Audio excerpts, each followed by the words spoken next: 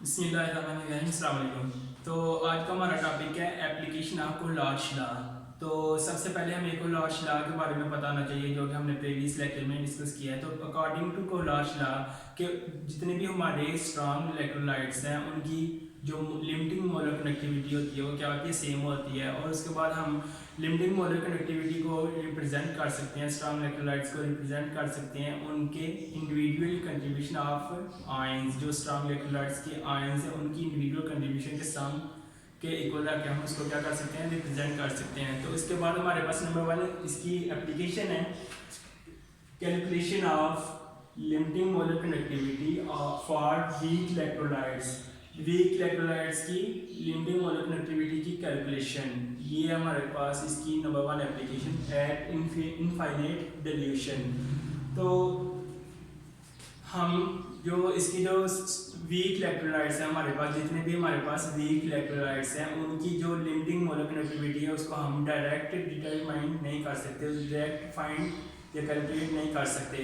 तो जिसकी वजह से हम कोलार्ज लॉ को इस यूज़ करके जो वीक इलेक्ट्रोलाइट्स होते हैं उनकी लिमिटिंग मोलर कनेक्टिविटी को क्या करते हैं, फाइंड करते हैं। तो ये हमारे पास नंबर 1 इसकी एप्लीकेशन है। तो direct determination of molar connectivity for weak electrolytes can not be possible. मतलब कि जितने भी वीक इलेक्ट्रोलाइट्स हैं उनकी डायरेक्ट जो है कैलकुलेशन है जो मोलर कनेक्टिविटी को पॉसिबल नहीं है, उसका हम कैलकुलेट नहीं कर सकते, जिसकी वजह से हम कोलार्ज लॉ को यूज़ करके इसकी कैलकुलेशन करते हैं। तो जैसे कि हमारे पास एग्जांपल है एसिटिक एसिड की। तो एसिटिक एसिड एक वीक इलेक्ट्रोलाइट है जिसकी हम direct limiting molar connectivity equivalent conductance को फाइंड नहीं कर सकते। तो जैसे कि इसकी मोलर कनेक्टिविटी को, लिमिटिंग मोलर कनेक्टिविटी को फाइंड करने के लिए हमें 3 स्ट्रॉन्ग इलेक्ट्रोलाइट्स की मोलर कनेक्टिविटी के बारे में पता होना चाहिए।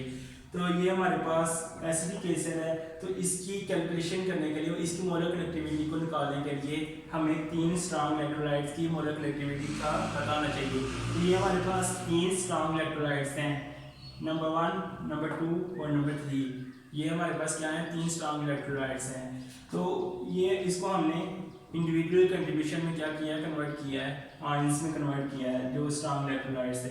इधर हमारे पास सोडियम पॉजिटिव आ गया और ये हमारे पास आ गया आयंस, नेगेटिव आयंस। इधर हाइड्रोजन आयन आ गए, क्लोरीन आयन इधर माइनस है, तो इधर आ गए सोडियम आयन और क्लोरीन आयन। तो अब इधर पॉजिटिव सोडियम आयंस है और इधर क्या है, नेगेटिव सोडियम आयंस। तो ये क्या हो जाएगा, आपस में कट जाएंगे। और उसके बाद हमारे पास क्या है, क्लोरीन आयन इस क्लोरीन वाले आयन के साथ क्या कट जाएंगे। और हमारे पास बचा क्या है, ये एसिटिक आयंस और हाइड्रोजन आयंस, ये वाले हाइड्रोजन आयन बच गए और ये एसिटिक आयन बच गए। तो इससे साबित हो गया कोलार्ज लॉ के मुताबिक हम जो वीक इलेक्ट्रोलाइट्स हैं उनकी जो मोलर कनेक्टिविटी है उसको क्या कर सकते हैं, फाइंड कर सकते हैं। जैसा कि डायरेक्ट पॉसिबल नहीं है मोलर कनेक्टिविटी को फाइंड करना for weak electrolytes at infinite dilution, तो इसको हम कोलार्ज लॉ को यूज़ करके क्या कर सकते हैं, फाइंड कर सकते हैं। ये थी हमारे पास number 1 application of Kohlrausch law.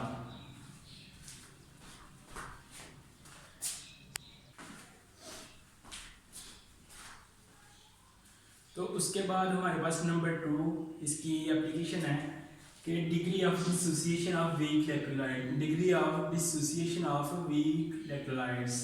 तो इसकी डेफिनेशन है, डिग्री ऑफ डिसोसिएशन क्या होता है कि it is a fraction of total number of molecules of solute, जो सल्यूट के टोटल नंबर ऑफ मॉलिक्यूल्स हैं जो कि प्रेजेंट इन सोल्यूशन, जो कि सोल्यूशन के अंदर प्रेजेंट हैं एज आयंस, आयंस के तौर पे, जो कि फ्री टू कैरी करंट, जो कि करंट को कैरी करने के लिए फ्री होते हैं, जो करंट को क्या करते हैं, कंडक्ट करते हैं।